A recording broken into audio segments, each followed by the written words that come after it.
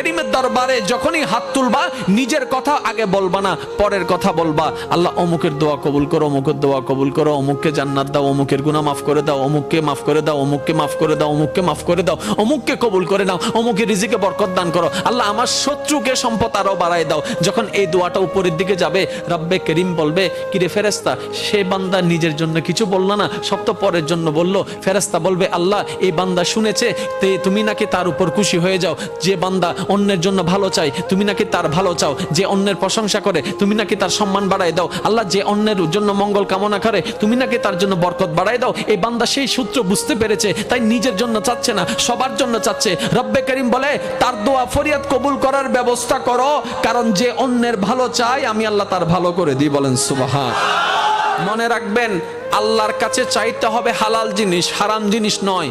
আপনি যদি আল্লাহকে বলেন, রব্বে করিম আমার দুশমনের ফাঁকটা লেঙ্গা করে দাও,